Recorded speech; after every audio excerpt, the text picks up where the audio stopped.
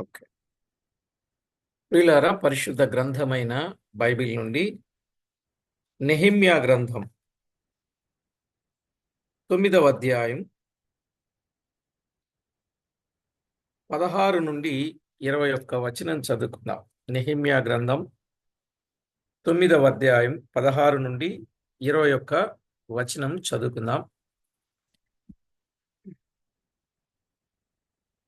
అయితే వారును మా పితరులను గర్వించి లోబడనొల్లక నీ ఆజ్ఞలకు చెవియొగ్గకపోయిరి. వారు విధేయులగుటకు మనసు లేని వారై తమ మధ్య నీవు చేసిన అద్భుతములను జ్ఞాపకము చేసుకొనక తమ మనసును కఠినపరచుకొని తాముండి వచ్చిన దాస్యపు దేశమునకు తిరిగి వెళ్ళుటకు ఒక అధికారిని కోరుకొని నీ మీద తిరుగుబాటు చేసిరి. అయితే నీవు క్షమించుటకు సిద్ధమైన దేవుడవును, దయావాత్సల్యతలు గలవాడవును, దీర్ఘశాంతమును బహుకృపయు గలవాడవునయుండి వారిని విసర్జింపలేదు. వారు ఒక పోత దూడను చేసుకుని ఐగుప్తులో నుండి మమ్మను రప్పించిన దేవుడు ఇదే అని చెప్పి నీకు బహు విసుగు పుట్టించినను, వారు ఎడారిలో ఉండగా నీవు బహు విస్తారమైన కృప కలిగిన వాడవై వారిని విసర్జింపలేదు. మార్గము గుండా వారిని తోడుకొని పోవుటకు పగలు మేఘస్తంభమును, దారిలో వారికి వెలుగిచ్చుటకు రాత్రి అగ్నిస్తంభమును వారి పై నుండి వెళ్ళిపోక నిలిచెను. వారికి బోధించుటకు నీ ఉపకారాత్మను దయచేసితివి. నీవిచ్చిన మన్నాను ఇయ్యక మానలేదు. వారి దాహమునకు ఉదకమిచ్చితివి. 21. నిజముగా అరణ్యములు ఏమీ తక్కువ కాకుండా 40 సంవత్సరములు వారిని పోషించితివి. వారి వస్త్రములు పాతగిలిపోలేదు, వారి కాళ్లకు వాపు రాలేదు. చదవబడిన ఈ దైవ లేఖనము కొరకు ప్రార్థన చేసి వాక్యాన్ని మనం విందాం. ప్రార్థన చేసుకుందాం. పరిశుద్ధుడవైన మా పరమ తండ్రి, పరమందు ఆసీనుడవైన మా దేవ, మీ గణనామానికి వేలాది వందనాలు, కోటాను కోట్లు స్తుతులు స్తోత్రాలు చెల్లిస్తున్నాం. దేవా, ఎంతో గొప్ప దేవుడవు, మహిమగల దేవుడవు, ప్రభావము గల దేవుడవు, సాటి లేని దేవుడవు, సర్వశక్తి సంపన్నుడవు, నిన్న నేడు నిరంతరం ఏకరీతిగా ఉన్నవాడవు. మా ప్రభువా, మమ్మను అధికముగా ప్రేమించి మా కొరకై మరణించి సమాధి చేయబడి తిరిగి లేచి మహిమలో ఉన్నవాడవు. యుగయుగాలు మిమ్మును మేము మహిమపరచడానికి మమ్మను మీరెన్నుకుని ఏర్పాటు చేసుకున్న దేవుడవు. అందును బట్టి మిమ్మల్ని ఎంతో స్తుతిస్తున్నాం. మా ప్రాణప్రియుడా, అన్ని విషయాల్లో మీ కరుణాహస్తము మాతో ఉంచి మమ్మను బలపరుస్తున్నందుకై స్తుతిస్తూ చదవబడిన వాక్య భాగమును దీవించి మా అందరికీ మీ గొప్పదైన వాక్య సత్యమును బయలుపరచి మహిమ పొందుతారని యేసుక్రీస్తు నామమున వేడుచూ ఉన్నాం మా పరమ తండ్రి. ఆమేన్. ప్రభునందు ప్రియులారా, పరిశుద్ధ గ్రంథమైన బైబిల్లో మనము చదువుకునిన ఈ వచన భాగాలలో 16 నుండి 21 వచనం, వారు తిరుగుబాటు చేసినను కృపచూపి క్షమించి సహించి వారికి మేలు చేయుట. 16 నుండి 21 వచనాలు మీరేమని రాసుకుంటారంటే, వారు తిరుగుబాటు చేసినను కృపచూపి క్షమించి సహించి వారికి మేలు చేయుట. నిజమే, దేవుడు క్షమించుటకు సిద్ధమైన మనసు గలవాడు. అవును ప్రియులారా, దైవలేఖనములో చక్కని సత్యాన్ని మనము గుర్తిస్తాం. 16వ వచనములో మనము చదువుకున్న మాట,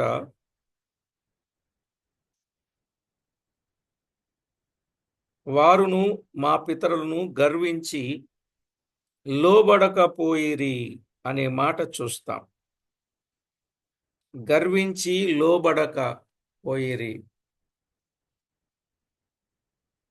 ఐగుప్తుకు వెళ్ళుటకు వారు అధికారి నియమించుకొని తిరుగుబాటు చేసిరి. ఒక పోత దూడను చేసుకొని ఐగుప్తు నుండి మిమ్మును విడిపించిన దేవుడు ఇదే అని ఆయనకు విసుగు పుట్టించిరి. నిజంగా ఎంత అవిధేయత చూపారో మనకు అర్థమవుతుంది. అయితే నీవు క్షమించుటకు సిద్ధమైన దేవుడవనియు దయా వాత్సల్యము గలవాడవని దీర్ఘశాంతం బహు విస్తారమైన కృపగలవాడై ఉండి వారిని విసర్జించలేదని 17 నుండి 19 వచనాలు. అగ్ని మేఘస్తంభాలు. ప్రియులారా,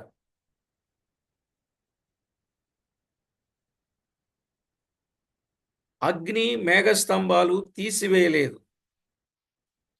మన్నా ఇవ్వకుండా మాననూ లేదు. అరణ్యములో ఏమీయూ తక్కువ కాకుండా పోయాను.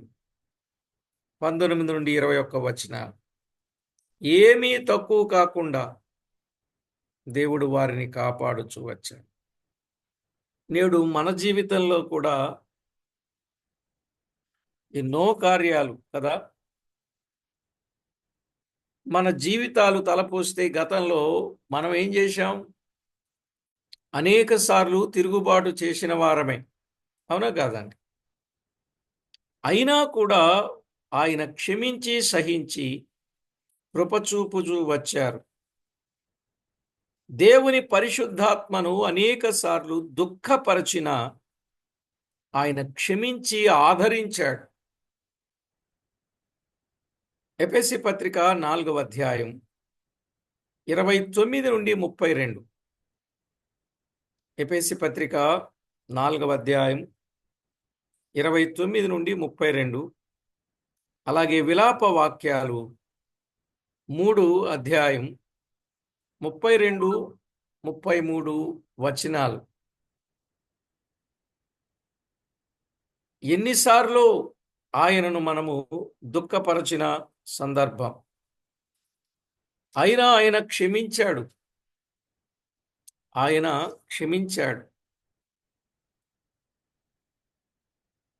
క్షమించి వారికి ఏమీ తక్కువ కాకుండా పోషించాడు.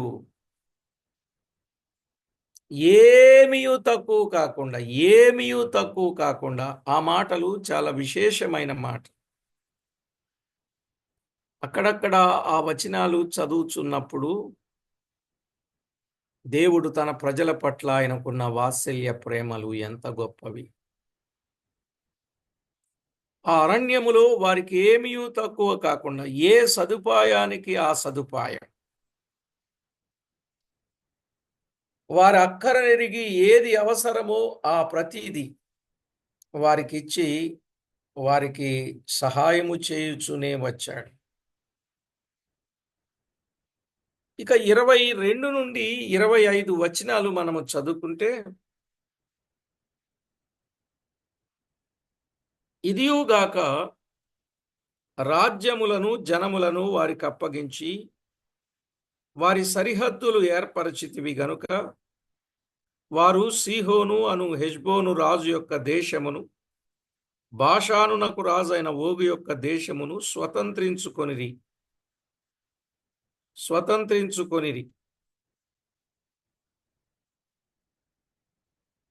వారి సంతతిని ఆకాశపు నక్షత్రములంత విస్తారముగా చేసి ప్రవేశించి స్వతంత్రించుకొనున్నట్లు వారి పితరులకు నీవు వాగ్దానము చేసిన దేశంలోనికి వారిని రప్పింపగా ఆ సంతతి వారు ప్రవేశించి ఆ దేశమును స్వతంత్రించుకొనిరి. నీవు కనానీలను ఆ దేశవాసులను జయించి తమకు మనసు వచ్చినట్లు చేయుటకు వారి రాజులను ఆ దేశ జనులకు వారి చేతికి అప్పగించితివి. అప్పుడు వారు ప్రాకారములు గల పట్టణములను, ఫలవంతమైన భూమిని స్వాధీనపరుచుకుని సకలమైన పదార్థములతో నిండియున్న ఇండ్లకు, త్రవ్విన బావులను, ద్రాక్ష తోటలను, ఒలీవ తోటలను, బహు విస్తారముగా ఫలించు చెట్లను వశపరచుకొనిరి అలాగున వారు తిని తృప్తి పొంది మదించి నీ మహోపకారములను బట్టి బహుగా సంతోషించిరి అని వ్రాయబడి. ఈ 25 వచనాలు మనము చదువుకున్నప్పుడు వారికి జయమిచ్చి కనాను దేశము స్వాధీనపరచుట. దేవుడు వారికి ఏమిచ్చాడు? జయమిచ్చాడు. కనాను దేశమును స్వాధీనపరచాడు. వారికి జయమిచ్చారు. ఎవరి మీద? రాజుల మీద జయమిచ్చాను. 22వ వచనం, రాజుల మీద జయమిచ్చాను. 22వ వచనం, రాజుల మీద జయమిచ్చాను. సంఖ్యాకాండం 21, 21 నుండి 35. 21, 21 నుండి 35. మనకు సాతాను మీద, శరీరం మీద, లోకం మీద ఆయన శిలువ మరణము ద్వారా జయమిచ్చాడు. ఆయన శిలువ మరణము ద్వారా మనకు జయమిచ్చాడు. హెబ్రీ పత్రిక 2వ అధ్యాయం 14, 15 వచనాలు కదా. యాకోబు పత్రిక 4వ అధ్యాయం 7వ వచనం. యోహాను రాసిన మొదటి పత్రిక 2, 14వ వచనం.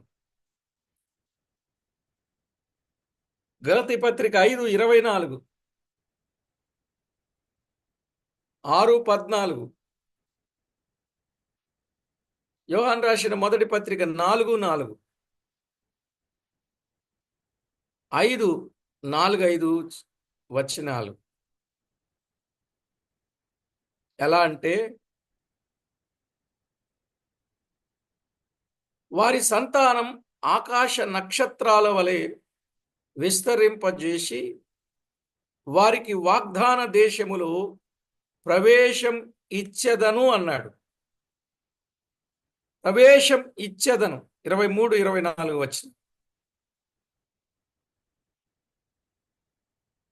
మరి మనకు కూడా ఏమిచ్చాడు? మనకు అమూల్యములను అత్యధికములైన వాగ్దానాలను అనుగ్రహించాడు. ఏమిచ్చాడండి? అమూల్యములను అత్యధికములనైన వాగ్దానాలను దేవుడిచ్చాడు.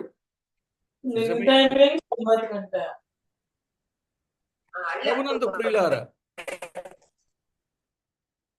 పరిశుద్ధ గ్రంథములు స్పష్టంగా గమనించాలి. పేతురు రాసిన 2వ పత్రిక 1వ అధ్యాయం 4వ వచనం. అమూల్యములను అత్యధికములైన వాగ్దానములు ఇచ్చాడు. ఇచ్చాడు గనుక మనం ఎలా ఉండాలి? విశ్వాసము చేత, ఓర్పు చేత ఆ వాగ్దానములు స్వతంత్రించుకొనవలెను. గనుక దైవ లేఖనములో వ్రాయబడిన మాట విశ్వాసము చేత, ఓర్పు చేత ఆ వాగ్దానములు స్వతంత్రించుకోవాలి. ఓపిక చాలా అవసరం. సహనం చాలా అవసరం. ఎందుకంటే మనము జయించిన వారముగా ఉండాలి. వాగ్దానములను స్వతంత్రించుకునే వారంగా ఉండాలి.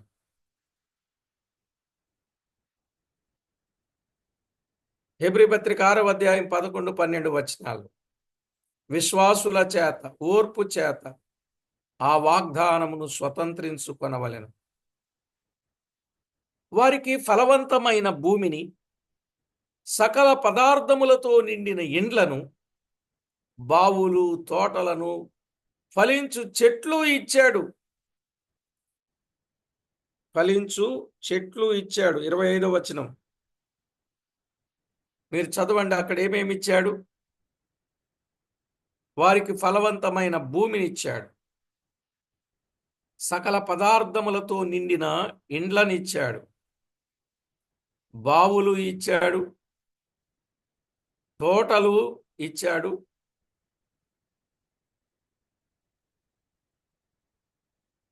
ఫలించు చెట్లను ఇచ్చాడు. 25వ వచనం. ఫలించు చెట్లు ఇచ్చాడు. ద్వితీయోపదేశకాండం 6వ అధ్యాయం 11వ వచనం.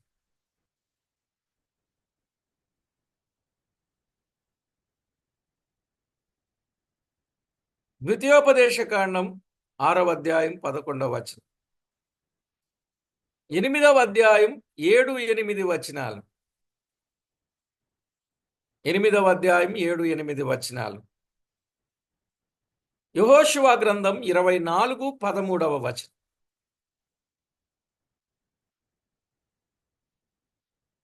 యెహోషువ 24, 13. మనకైతే వాక్యముతో సర్వ సమృద్ధి ఇచ్చాడు. మనకేమిచ్చాడండి? వాక్యముతో సర్వ సమృద్ధి ఇచ్చాడు. కీర్తన 31, 19. కీర్తన 31, 19.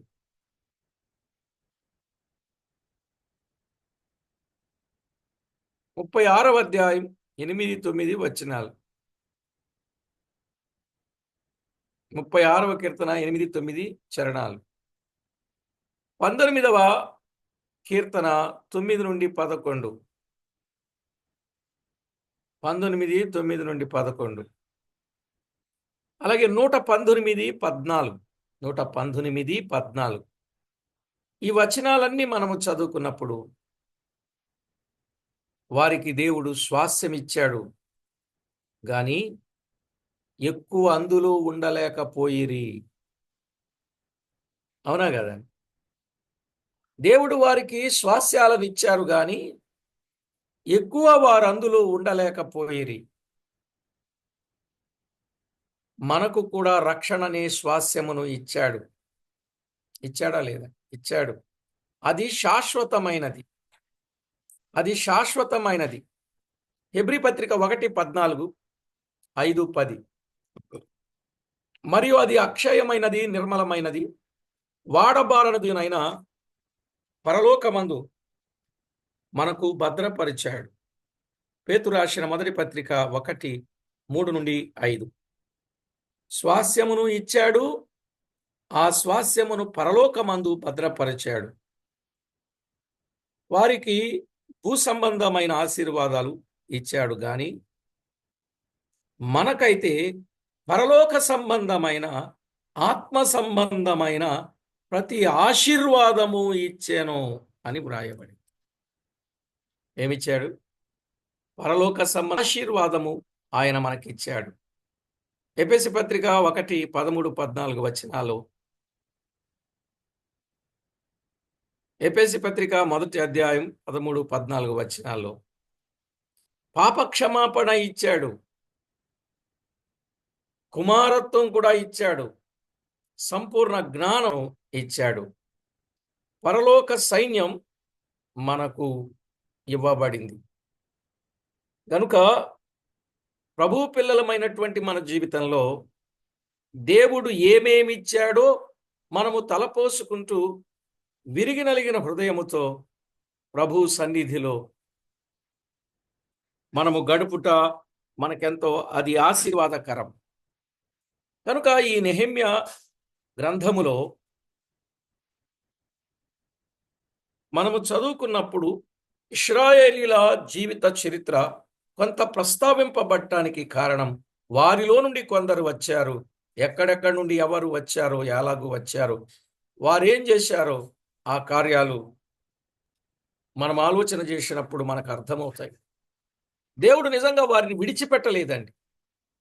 ప్రేమించుచూనే, క్షమించుచూనే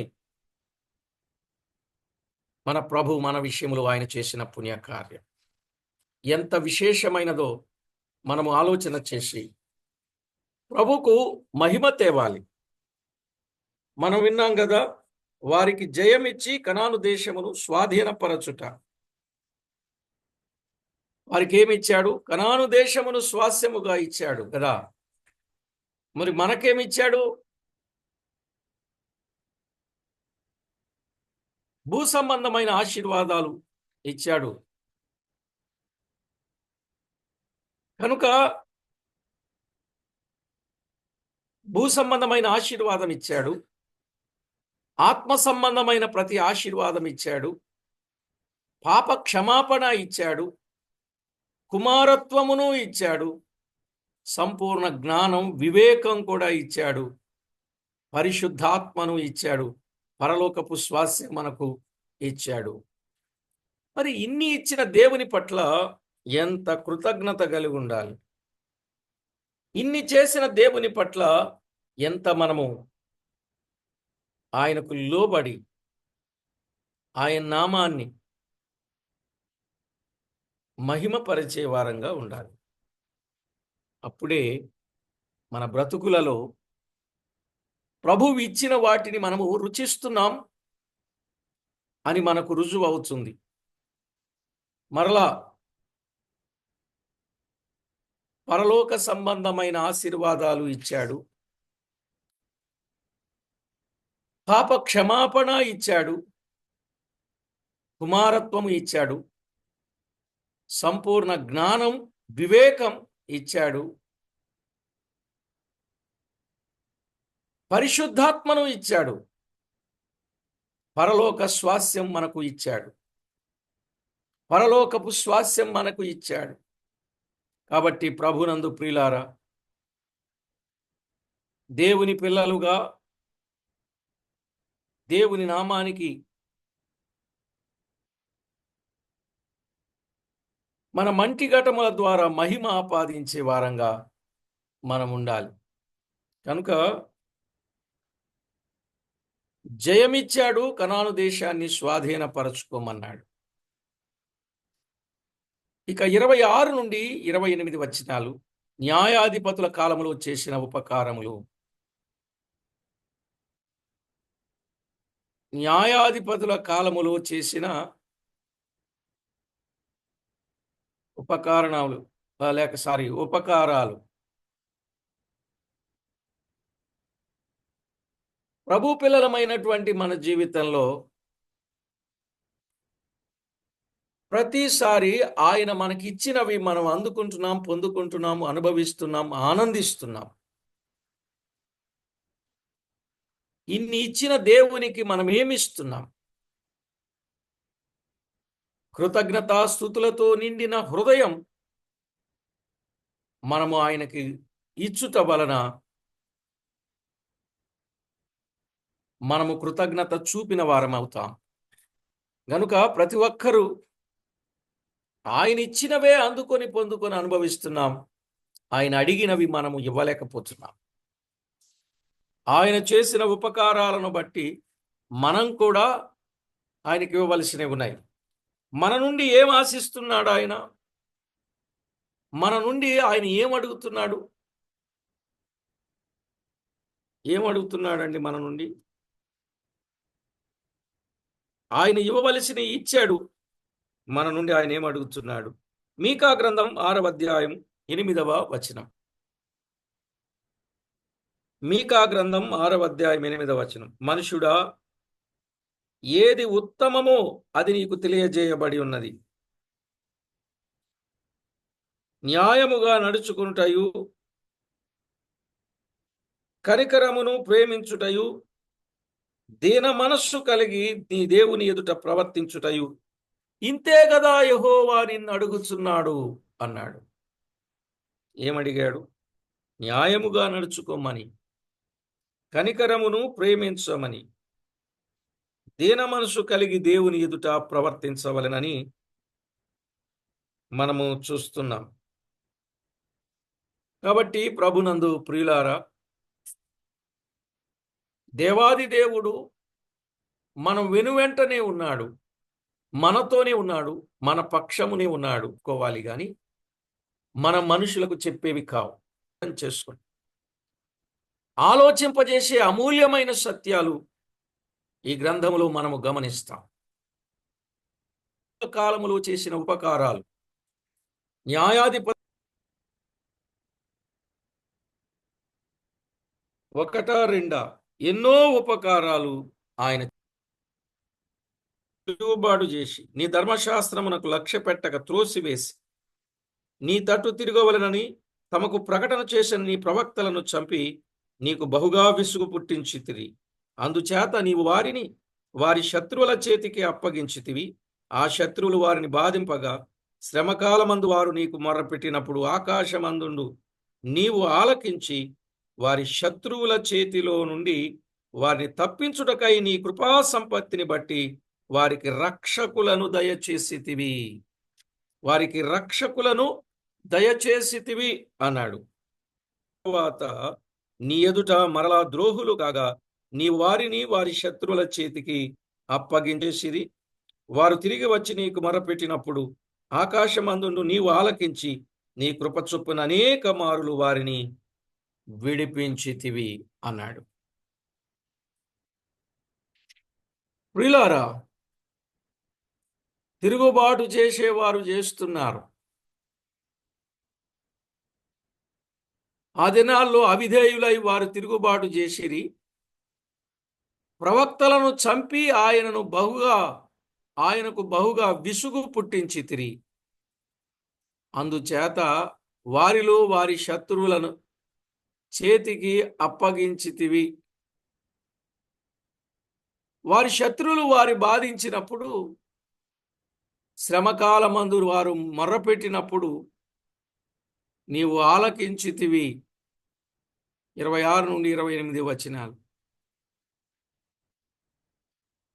న్యాయాధిపతుల గ్రంథం 2వ అధ్యాయం 16వ వచనం, న్యాయాధిపతుల గ్రంథం 3వ అధ్యాయం 8 నుండి 11 వచనాలు, 12వ వచనము నుండి 15 వచనాలు మరియు 29వ వచనం. ఇలాగూ ఈ గ్రంథమంతా మనము చూడగలం. ఇదంతా ఆయన కృపా సంపత్తిని బట్టి దయచేశాడు. చక్కగా వ్రాయబడి కృపా సంపత్తిని బట్టి ఆయన దయచేశాడు. మనమైతే ఆయన పరిపూర్ణతలోని కృప వెంబడి కృపను పొందితిమి. కృప వెంబడి కృపను పొందితిమి.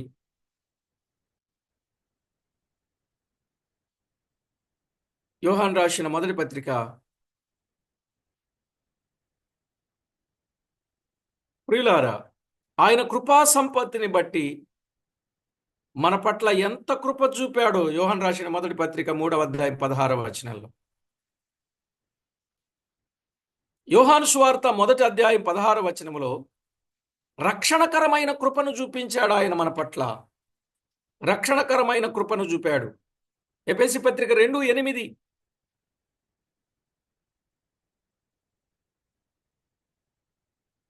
రక్షణకరమైన కృపనిచ్చాడు. బలపరిచే కృపనిచ్చాడు. తిమోతికి రాసిన 2వ పత్రిక 2:1 బలపరిచే కృపనిచ్చాడు.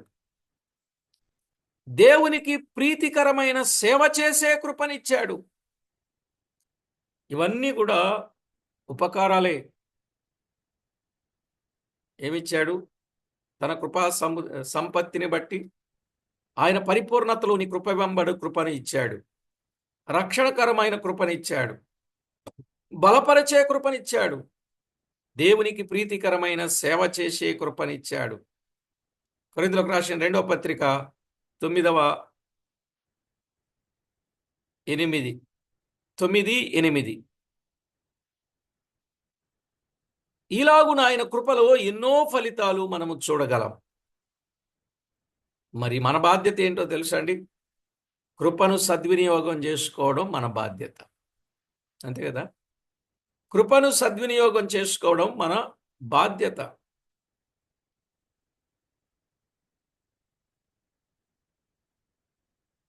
కొరింథీయులకు రాసిన 2వ పత్రిక 6వ అధ్యాయం 1వ వచనం. కొరింథీయులకు రాసిన 2వ పత్రిక 6వ అధ్యాయం 1వ వచనం. వారు మొర్రపెట్టగా వారికి రక్షకులను దయచేసెను. ఎంత మంచి మాట! వారు మొర్రపెట్టగా రక్షకులను వారికి దయచేసెను. మనకు ఎన్నో మేళ్ళు దయచేయచ్చు ఉన్నాడు. ఎన్నో మేళ్ళు దయచేయచ్చు ఉన్నాడు. నిజమే ప్రియులారా, ఆయన చేసిన ఉపకారములు ఎన్నియో ఉన్నవి. అవన్నింటిని బట్టి మనం ఏమి చెల్లించినా ఆ రుణము మనము తీర్చలేము.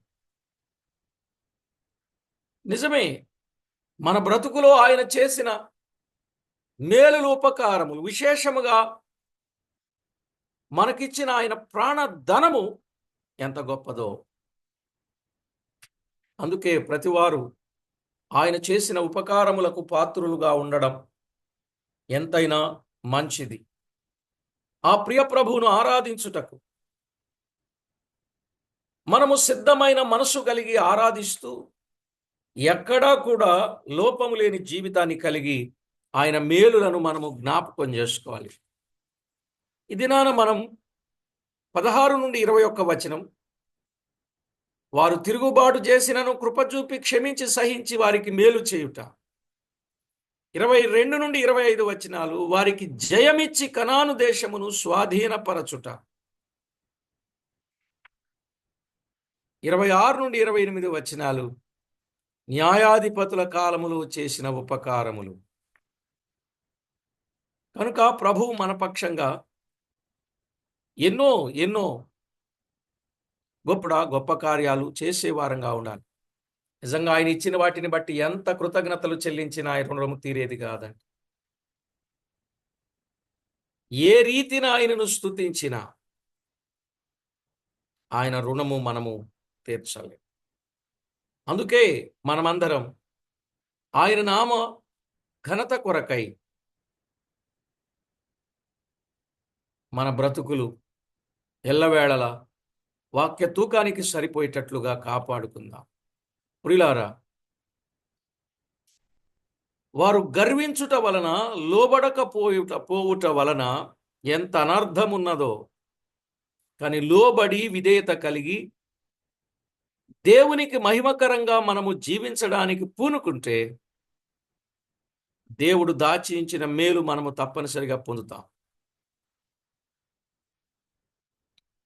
కనుక చేరి వచ్చిన ప్రతి ఒక్కరూ దైవలేఖనాలలో వ్రాయబడిన వాస్తవికతను తేటగా గుర్తిద్దాం. నిజంగా ఆయన ఎంత గొప్పవాడో, ఆయన చేసిన గొప్ప కార్యాలన్నీ మనము తలపోసుకుంటూ ఆయనకి ఎప్పటికప్పుడే మహిమ ఆపాదిస్తూ ఆయనను మనము ఎంతగానో ఘనపరుస్తూ ఆ ప్రభువుకు మహిమ ఆపాదించే వారముగా మనము దినదినము అనుదినము సిద్ధపాటుతో ఉందాం. విన్నాం కదా 3 మాటలు. వారు తిరుగుబాటు చేసినను కృప చూపి క్షమించి సహించి వారికి మేలు చేయుట. 22 నుండి 25 వచనాలు, వారికి జయమిచ్చి కనాను దేశమును స్వాధీనపరచుట. 26 నుండి 28 వచనాలు, న్యాయాధిపతుల కాలములో చేసిన ఉపకారములు. ఇలాగున మనము ఒక్కొక్కటిగా జ్ఞాపకం పెట్టుకొని దేవునికి మహిమకరంగా మనము జీవిస్తూ ఆయన నామాన్ని మహిమపరచుదాం. ప్రార్థన చేసుకుందాం. పరిశుద్ధుడవైన మా తండ్రి, మీకు స్తోత్రం. దేవా, మా ప్రభువా, మమ్మను మీరెంతో ఎక్కువగా ప్రేమించారు. మీ కృపతో మమ్మను జ్ఞాపకం చేసుకున్నారు. మా ప్రభువా, మేమేమై ఉన్నామో అది కేవలం మీ ఉచిత కృపయై ఉన్నామని నమ్మి స్తుతిస్తున్నాం. మా ప్రభు, మీకెంతైనా మహిమ తెచ్చేవారుగా అనుదినము దినదినము మమ్మను మీరు సిద్ధపరచి